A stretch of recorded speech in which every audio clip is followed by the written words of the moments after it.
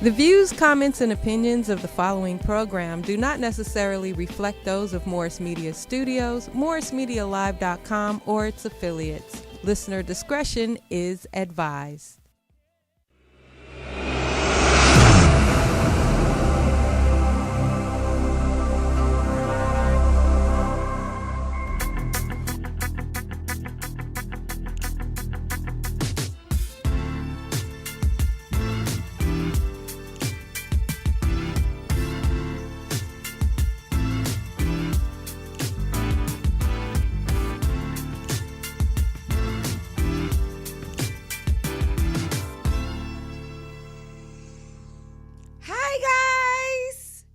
Hey guys, welcome to A Girlfriend's Guide to Life podcast.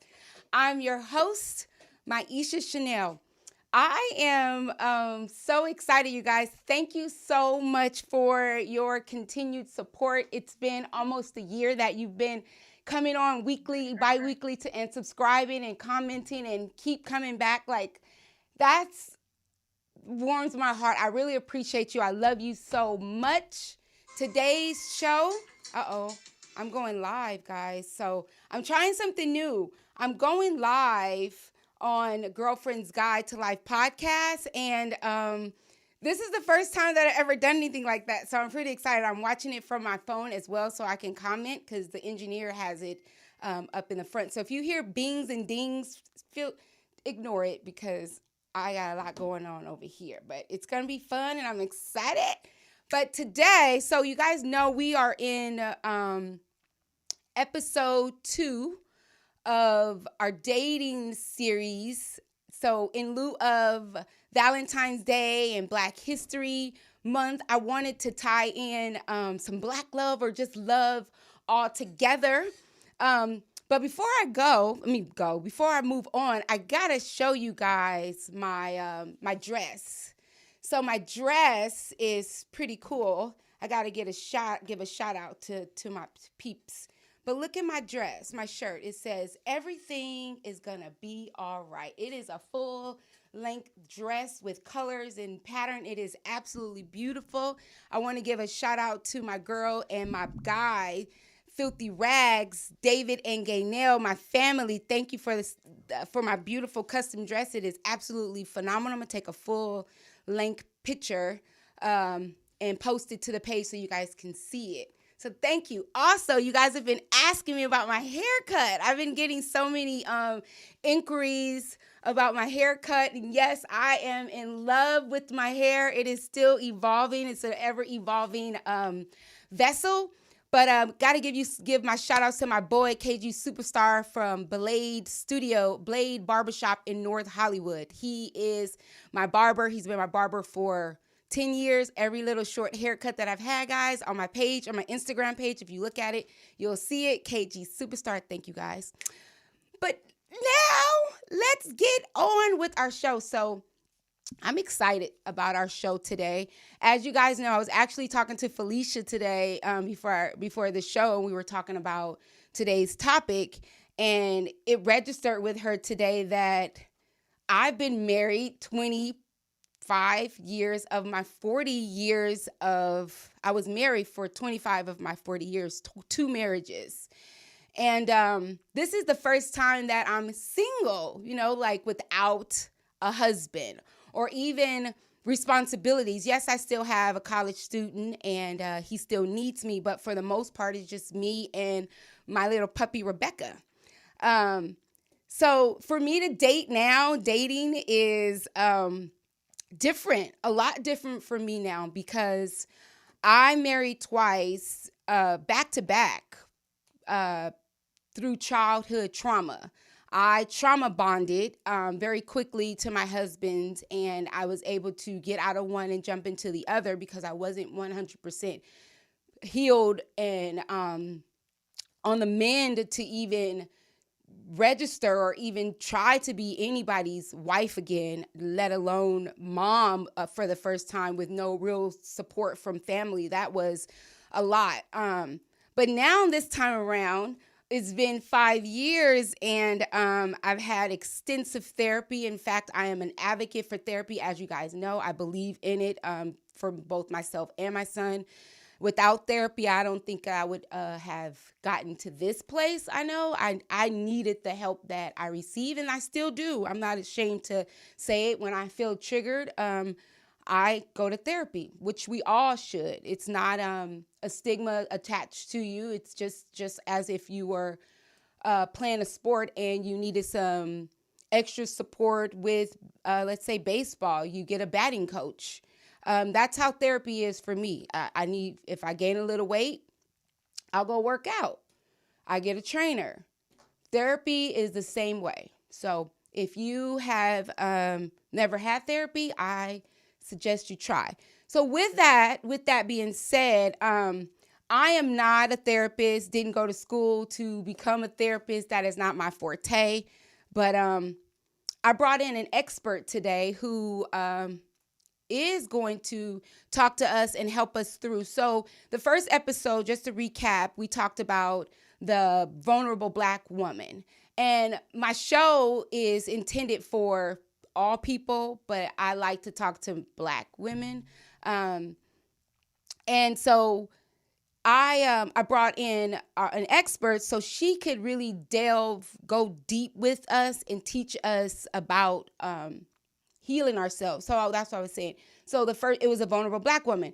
And in order to really open yourself up and be ready for love, you have to be vulnerable. So the first episode for the dating series talked about that, right?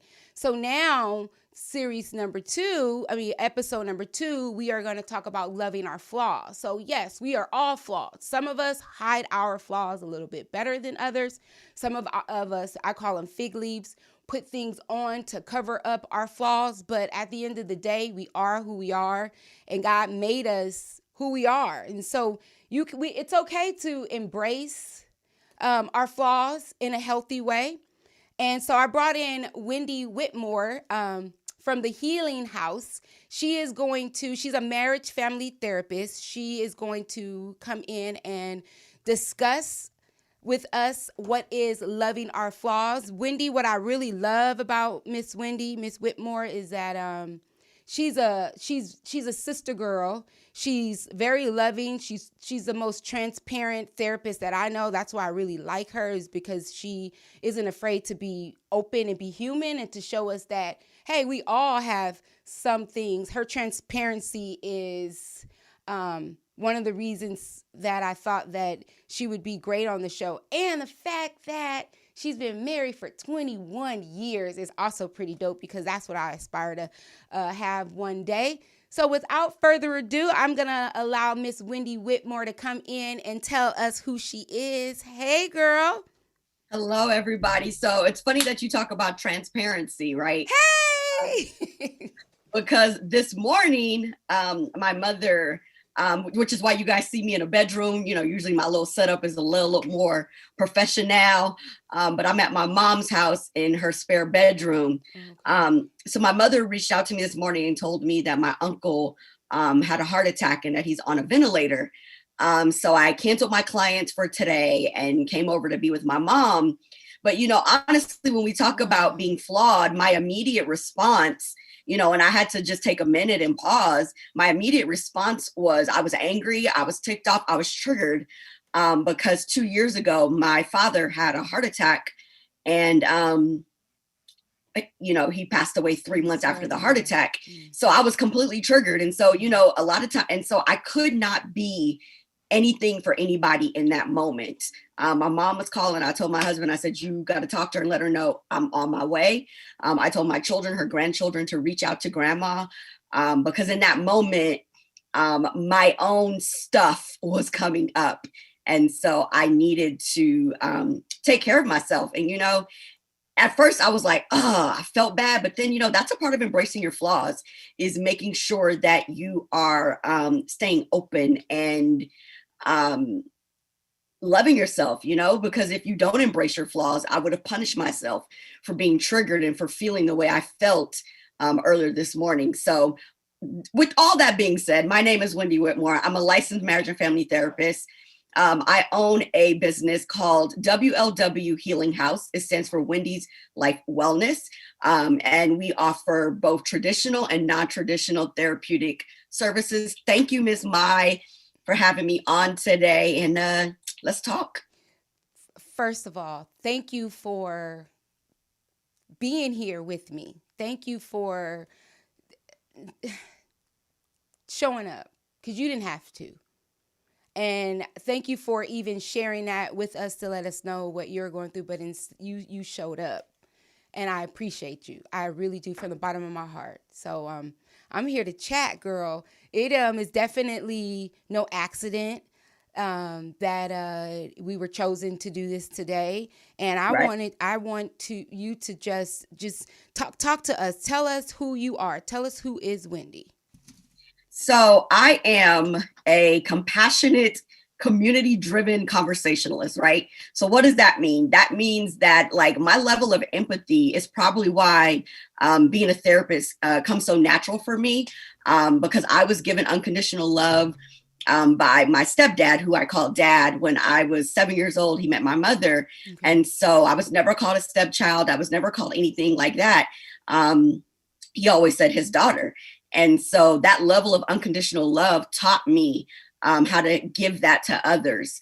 Conversationalist, because I love to talk, if y'all can't tell. I love having a really great conversation.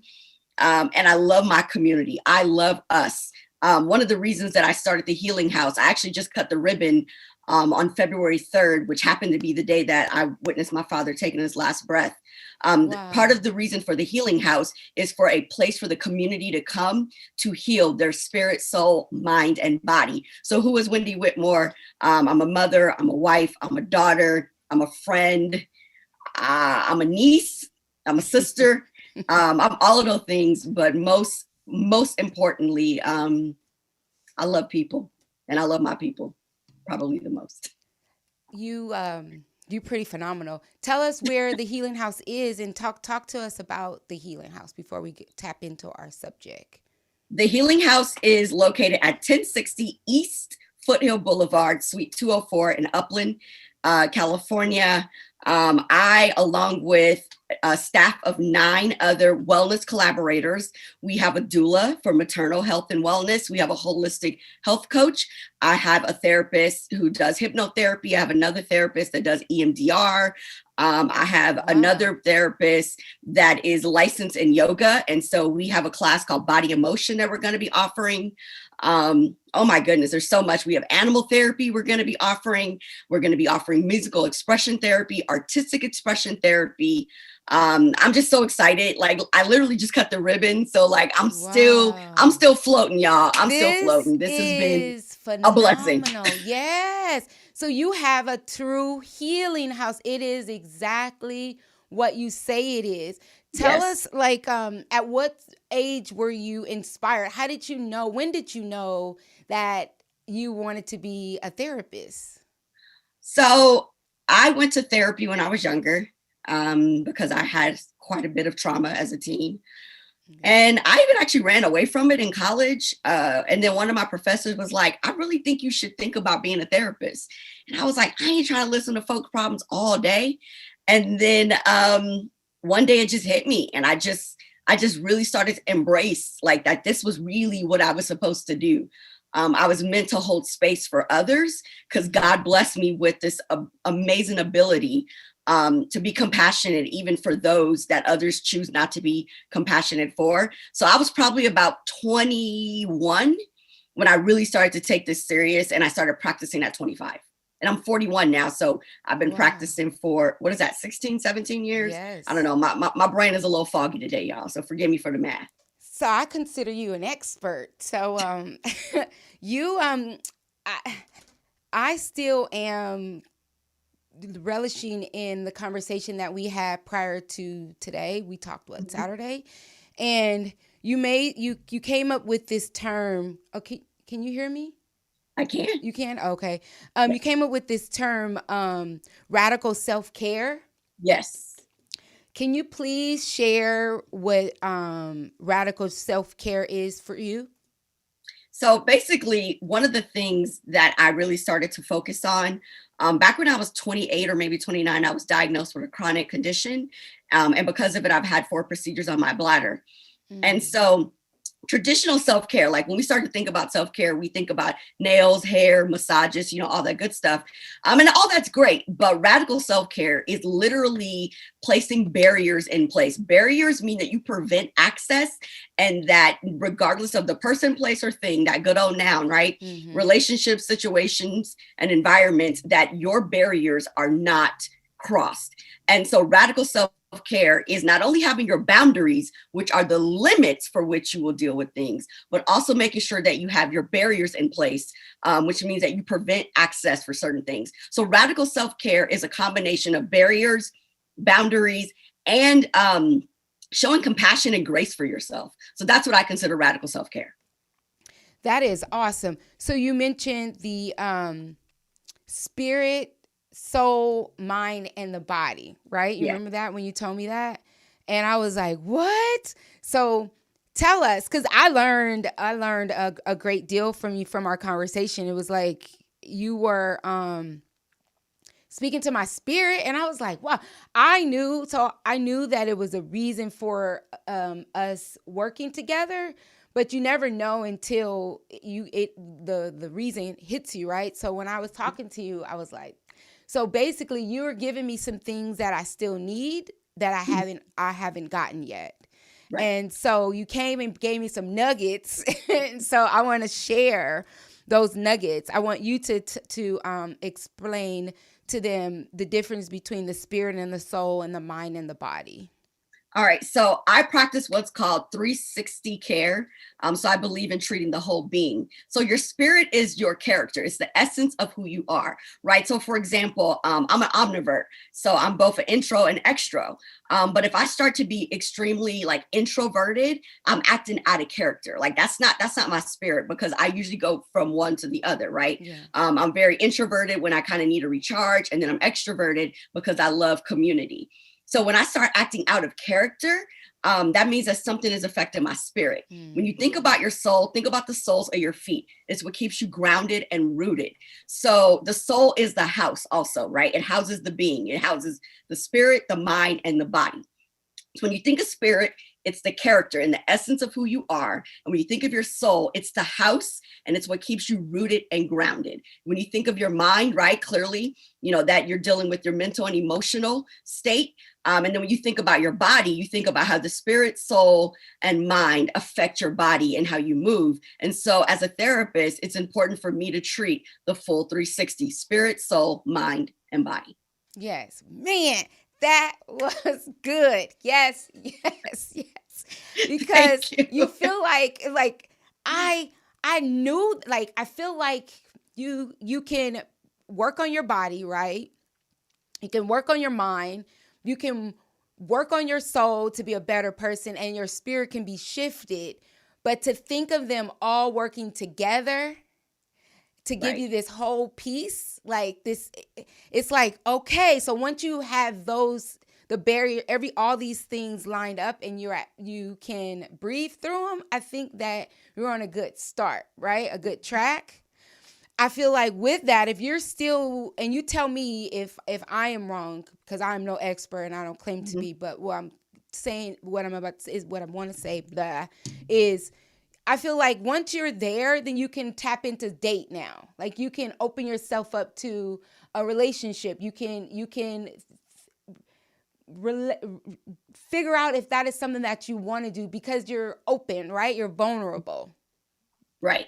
One of the things that I think people don't realize is that relationships and friendships, just relationships in general, right? Whether they're platonic or they're romantic, one of the reasons that they don't work is because we don't walk into them being very intentional. We just know that there's an attraction, right? Even in a platonic friendship, there's some type of chemistry or attraction that makes you guys, find one another.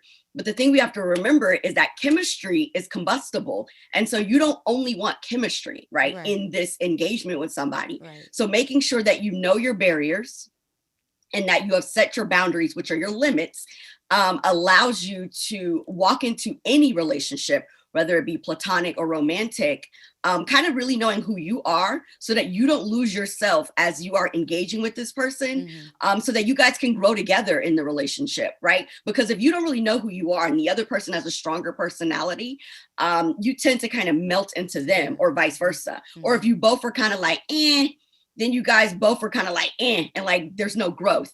And so in every relationship, you don't want to be stagnant. You want to make sure that you're having continual growth. So it's really important to know your boundaries, which are your limits, and your barriers, which are where you say, hey, this is not negotiable, in order for you to be open to even engaging in any type of relationship. It's really important. So talk to us about barriers, because we hear boundaries a lot. I know in therapy, Right. we use boundaries. Wait, that you're against my boundaries, or I don't like that you're in my boundaries. But we don't Right. really hear the term barriers. Right. Like, address that. Like, speak on what the difference between boundaries and barriers are. All right. So I'm going to read this to y'all. Okay. Okay. So if you Google the word barrier, right, you'll find several definitions, but the key component in all of the definitions that they give you is preventing access. So a barrier is preventing access. And when we think about it in the therapeutic world, it's your non-negotiables. They never change regardless of the relationship, environment, or situation. A boundary is the limit that you set. So you set a limit of how much you'll deal with. You set a limit of what you'll tolerate. If you look up the definition for boundary, in every single one, they give you like maybe 2 or 3. It's a limit, right? Yeah. So you want to have your limits established, and you also want to know when you're going to prevent access. So let me give you a definition. Let me give you a breakdown. Okay. So say, for example, there's 3 components to a barrier. There's the necessities, which are your needs. There's your wants, and there's your desires. All right, so let me break them all down. Necessities are what you need to honor your self-care. Okay? Take note, y'all. I'm literally giving y'all some great free therapy. This is some nugget upon nuggets. So necessities are what you need to honor your self-care. Wants are the action of practicing what you need to honor your self-care. And I'm going to give you an example. And then your desires is what you should desire to continue to seek so that you can continue to grow and heal. So for example, when I started thinking about my barriers after I was diagnosed with a chronic illness, and I'm a therapist, so I hold space. I'm a mother, I'm a wife, I'm a daughter, I'm my mother's only child. I had to start thinking about what I needed in order to honor my radical self-care. So what I started thinking about was my time, okay? My time is extremely valuable, right? I'm 41 now, and I've realized throughout the years that time, you don't get it back. When you're young, you're just out here, you living, you doing your thing. So for me, time is a need, time to detach.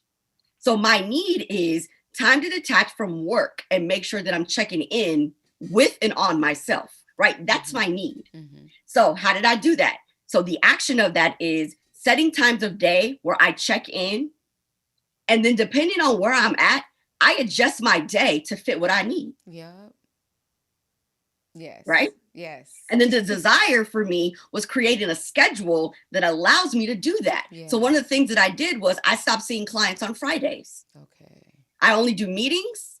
And I may go teach, like do a workshop or something in the community. And one of the reasons is because I was finding that on Saturdays, I was still reeling from everything from the week with my clients. So I needed time to detach. So Fridays became my time to detach so I could go into my weekend only dealing with my stuff, and all the stuff I was holding space for with clients, I was able to process that on Friday. Yeah. Does that make sense? How barriers work? Yes. Thank you. That is good. Thank you. You had me over here writing notes. Girl, I got necessities, wants, and desires. I'm writing notes. So if there's anybody that wants to call in and talk to Wendy, you can call in. We would love to chat with you if you like to call. The number's on the screen. So with that, let's get into, you just see, thank you. Thank you for being obedient, sister, for coming on and giving us this, because it's definitely needed. But without further ado, let's get into our topic and let's talk about loving our flaws. And so with this topic, I allowed Miss Whitmore to give us what she wanted to give us today in regards to the love topic. And her suggestion was loving our flaws. So talk to us about loving our flaws. So I'll use myself as the tool, right? Okay. So I said to you guys that, this morning when I got the call from my mother, one of the things that I know about myself is that I'm extremely drawn into my emotions. I'm very much in touch with my emotions. And I remember growing up, people would tell me, oh, you're just too sensitive. You carry your heart in your hands. You always got your heart on your shoulders.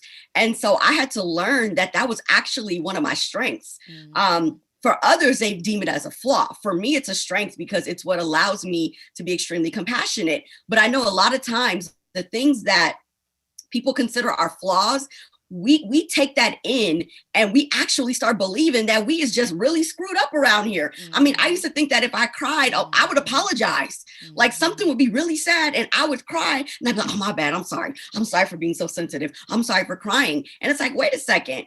In order for me to continue to grow as a woman, as a wife, as a daughter, as a friend, as a therapist, I need to make sure that the thing that people are telling me is a flaw, that I'm owning it and using it the best of my ability to make myself a better person. So say, for example, if one of your flaws is that people have told you talk too much. Well, how about the fact that at least you're willing to communicate? So embracing your flaw is saying, you know what, I may talk too much a little bit and I may need to be like, Wendy, be quiet. You probably don't need to say nothing right now. But at least acknowledge the fact that you're willing to be open and communicate with folks. So embracing your flaws is extremely important because it allows you to love your whole self. Yes.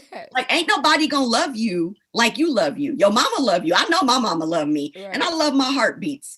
But as they're becoming adults, they have to love themselves more than I love them. Yes. And they have to love themselves, spirit, soul, mind, and body, that full 360, every flaw, every setback they have in life, they have to embrace it. Because for you to embrace it means that you won't allow yourself to fail. You may flail, right? But you won't fail. You'll pick your behind up and you're going to keep it pushing.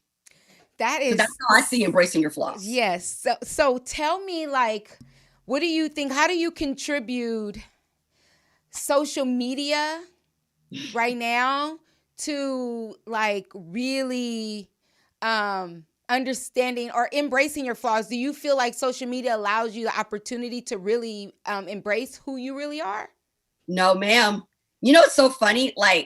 Social media is huge, right? It's how we stay connected. Yes. But unfortunately, there are so many adults, specifically women, and I'm saying this because I got 3 girls and I'm a woman, right? Mm-hmm. But there are so many women. We talk about from yay high to this high, and I'm talking about age, not height, y'all.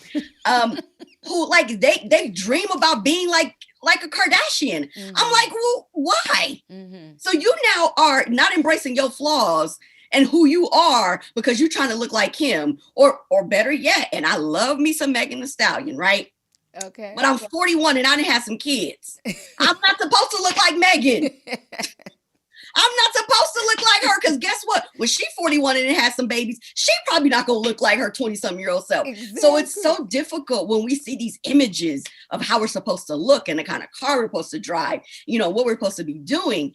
And, it's not our life. And so now we're trying to measure up to this image, this idea of what people think we should be and how we should look. Mm-hmm. And it's just so disheartening, right? It's so disheartening because now you can't truly embrace everything about yourself because you're constantly trying to change who you are. Yeah, thank you for that, because I'm with you. Social media is the way of the world, but you have to get to a place where you don't, how can I say it? You don't need social media to live. And as I see, it can be addicting, and it gets to a place where if you can catch yourself getting caught up if you don't get the likes, or if you don't get the, oh my God, no one's responding, I just posted this post. For instance, we can use the show as an example. If I were worried about how many likes I got on a picture, how many comments I received, how many people were live on the show, I would have probably quit episode 2, 3.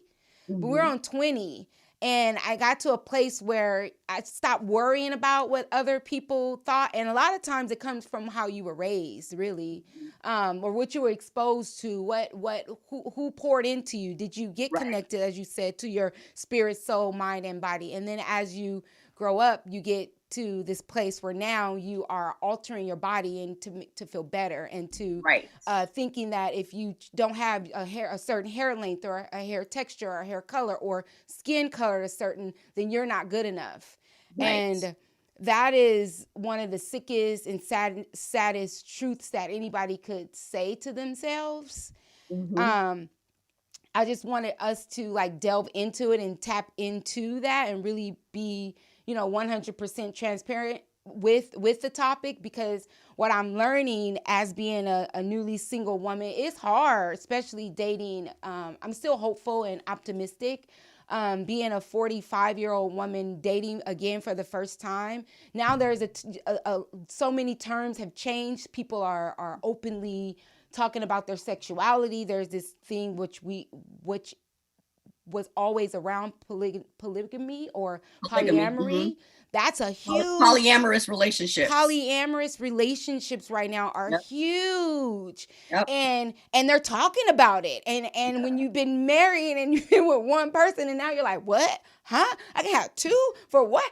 It's like it's like a thing. And if you're not really connected to your soul, body, mind, and spirit, like you get caught up. So embracing your flaws has to really, basically what you're saying is that you got to know who you are and being okay with the skin that you're in, correct? Can you hear me? Oh, she froze. Okay. You there, girl? Well, she'll come back. So we'll just keep talking.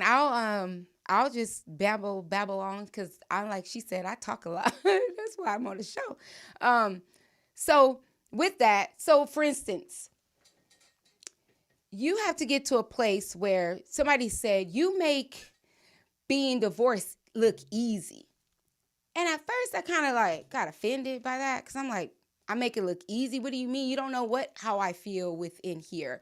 On the outside looks totally different from the inside because we can hide and fake our pain on the outside. But what you cannot fake is how you feel on the inside. Your inside will come out and exude onto everything. And so when she said that I make it look easy, she basically was talking about the exterior of me, and that offended me because I don't want to make divorce look easy because it's not. It is and was very difficult to get through. But I had to do the work on myself because remember, as I mentioned earlier, I got married twice through trauma bonds. Never gave myself the time, the opportunity to heal myself. Otherwise, I would be doing the same thing. I could be married again for the third time, fourth time, but then that's like you're never, ever going to learn a mistake. So, I mean, not a mistake. I won't say my marriages were a mistake. That's terrible. They weren't mistakes. They were just situations that I got into prematurely. Had I worked through them the healthy way, they probably would have been, the first one would have been lasting. And I wouldn't have needed the second one. But we're just going to check in. Let me check in with Wendy, and then I'll get back to you. I'm going to take a little 5-second break, and I'm going to check in with Wendy because she's probably trying to reach us. All right, be right back.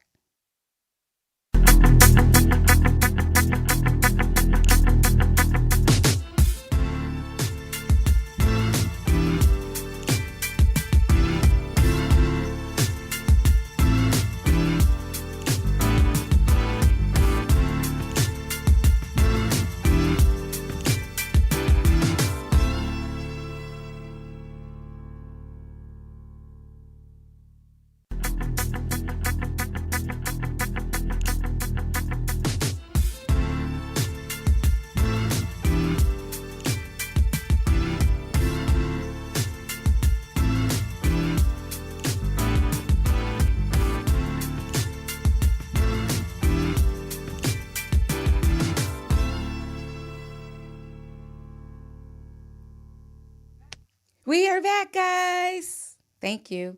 We had to check on Wendy. She got booted out. So I need to check on my girl. She is back in now. Wendy, you there? There you go. I'm here. I was on my laptop for whatever reason. It wouldn't let me back. So now I'm on my phone. So I hope the quality Oh, is it's still just good. good. It's actually clear. Okay. It's really clear. Okay, cool. Yeah, it's really good. Where were we? We were talking about Social media. Social media.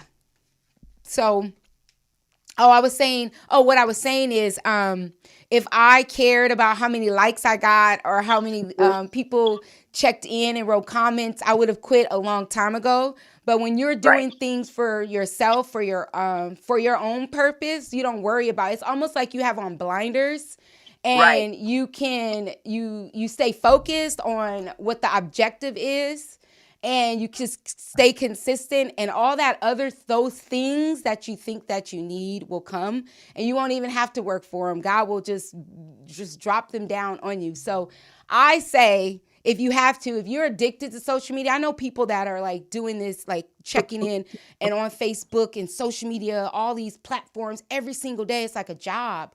My thing is, if it is a job, hopefully you're making money off of it. But if you're not, that's like wasted to me.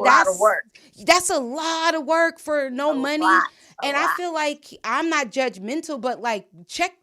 There has to be some self-check on what's driving you to do that. Right. So with dating, girl out here dating, Valentine's Day. I had a great Valentine's Day. But it's I'm finding it difficult to meet, like, how can I say this? Like, I like black men, right? I've never dated outside of my race. I have no desire to date other, like, not at all. Like, I am a black man's lover. Like, I love the king, right? But in my dating, I am noticing that black men, not all, I'm not saying all, but we black men have to do some work on themselves, because I don't know if it's that they have a lot of options and they're not willing to put in the work. But they are arrogant. Yes. Yes. And then when you come back, when they know that they're a good catch. Yes. Yeah. And that has been the hardest part of dating, because when you have someone also that is I wouldn't say arrogant, but is confident in who she is as well, it comes off, there's like this clash.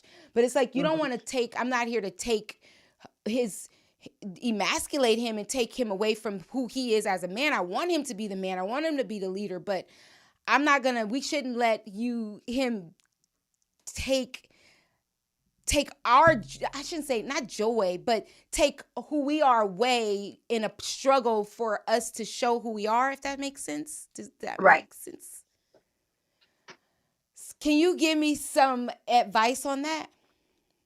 So, one of the things, like I said, I have 3 girls, and then my youngest is a boy. He's 17. And so what I started noticing, one of the differences is, when I'm around him, I start seeing, his little buddies. Mm-hmm. And I start seeing the difference of the ones who had extremely involved fathers and grandfathers and uncles in their lives, compared to the boys around my son who did not.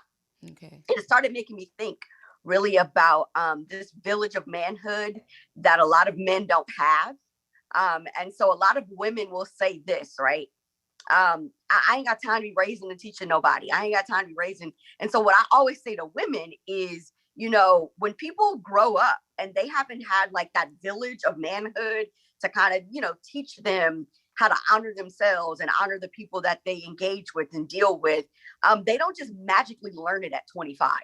Right. Like, it's not like they wake up at 25 and they're mature and they're sound and they're emotionally, their emotional intelligence is in a good, it's in a good space. Right. And I'm not saying that we got to go and teach them. What I'm saying is that when you find yourself meeting men like that, who are clearly, you can tell they have not really been poured into by a whole lot of confident men. You know, there's a certain conversation you can have with them to be like, hey, so, you know, I noticed that you don't have a lot of uncles, a whole lot of male influence. I'm just wondering, as a woman, right? You know, let them educate you. I'm just wondering, as a woman, like, how do you think that that's affected you? Hopefully, if there's someone who's open and transparent, they're willing to talk about it, right? And now you guys can start to have these type of dialogues. If they shut you down with that conversation, girl, move on. Okay. Thank you. That's good. Cause I didn't think of that. Yeah, that's great. A great tool just to see how their upbringing was when it came to men. And that's what it is. It's like, and these are like, and I'm not saying a like boyfriend, I'm just talking about like a platonic friend, right? You see it then, and then when you decide, you know what, I would much rather not even continue on with the friendship because it's this clash. Then they come back and they'll say, oh, I'm so sorry. I didn't mean it that way. And now they have an understanding opposed to sitting around going back and forth. I refuse at this stage in my dating process to argue. I chuckle now. Now I laugh. I'm like, I'm not arguing. Like, is that, because I can be told that it's condescending. But is that a bad thing? Like, I don't want to argue, and I feel like couples, people, relationships, friendships, you can disagree, right? But I have to have the same friends for over 40 years, and I don't argue with them. Like, we don't argue, right? Right. So why do I have to argue with the guy that I'm dating? Like, I don't want to do that. So that makes me laugh, and I'm like, oh no. And I just don't want to deal with that. Like, is that something that you can work through, or is that something that you can say, you know what, don't just throw them away, but kind of work through it? But that's why I said, you know, there's certain conversations you got to start having with people to really kind of figure out like what's going on and if it's worth the investment. Because like I said, the stuff that I'm trying to my best, you know, me and his dad, to pour into my son, one of the things is we recognize that he just needs some other men around him. You know, so he got a whole lot of uncles. He got a whole lot of uncles, you know, so that he can learn different elements about his manhood. And he can't just only explore that with his dad, you know, and even with me. For me, it's really about teaching him how to treat a woman. So when you start to talk to men that you feel like, you know, there's a disconnect or something's going on. And if they're willing to have these conversations about how they were raised and their relationships with their mom and their grandma and their uncles and the elders, you know, the men in their lives, then you might be able to get somewhere. But yeah, you probably shouldn't chuckle. I mean, you might want to chuckle on the inside, but I don't know about chuckling during the conversation, Maya. I don't know about that one. I think that might be like, it has not been good. Yeah. And so I've been doing really bad at it, and I'm trying to work at it. I was like, you might want to ask if that's the right thing to do, because it's not working. But I'm like, yeah. So dating. So with that, I know that I'm trying to figure out, just let women know that it's okay to be yourself on a date. So like in your way of dating, you've been off the market for some years now, but you know now the world is highly sexualized, right? And there's like no rules now when it comes to dating. You have your own moral compass with inside, right? What do you think is too much on a date? So, you know, I feel like before you go out with somebody, you need to determine if this is a fill a need or something that you want to pursue in the future. Okay. I think for women, we need to make that decision, right? Because women have needs as well. So it's like, are you filling a need? And if you are, be honest with yourself. So, yeah. Or are you looking for something in the future? I think that's a decision you need to make before you engage with somebody. So at that point, that would determine, you know, if it's too much or too little. Yes. If you're feeling a need, I mean, I guess you're just gonna go all in. But if you're looking for some future, if you're looking for future, then you kind of want to start having some conversation along with, laughing and joking. So you want to have a nice mix. I actually really think that dinner is probably like one of the most boring first dates. Hello. I think maybe going bowling, skating, Right. going on a hike, Yes. having a picnic. Right. I think Going to the sitting down beach. and only sharing a meal is like boring as hell. Mhm. You don't get to know nothing about that person. Right.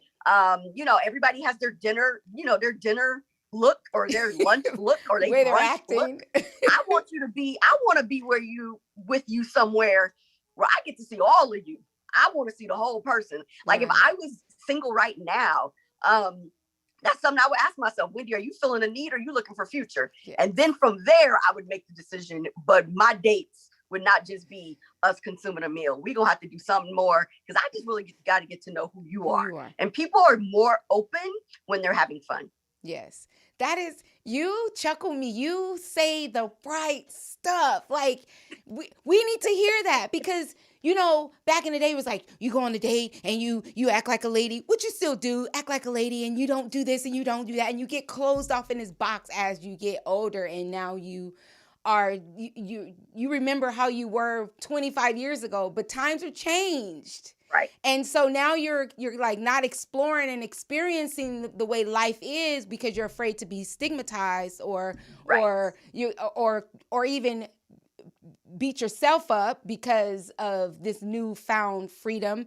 But I think that you saying that, giving us the option, giving us the option to feel a need or to be with somebody that you think that you could explore with in the future. So we're almost out of time, and I promised you that I wasn't going to keep you over.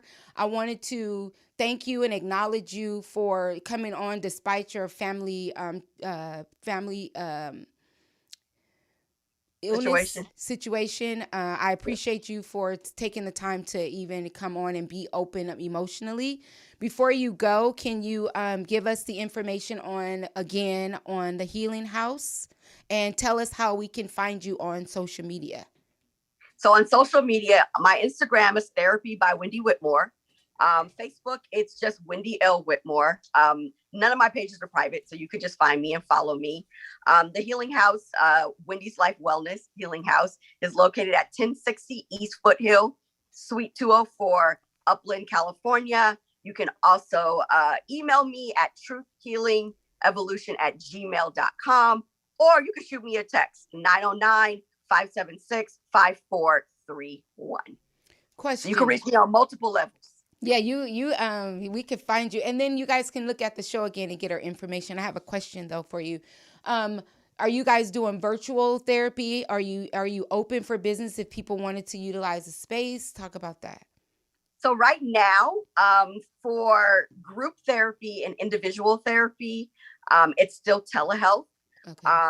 I had COVID back in March and it was absolutely devastating. And so that's just my comfort level for right now. Okay. Yeah.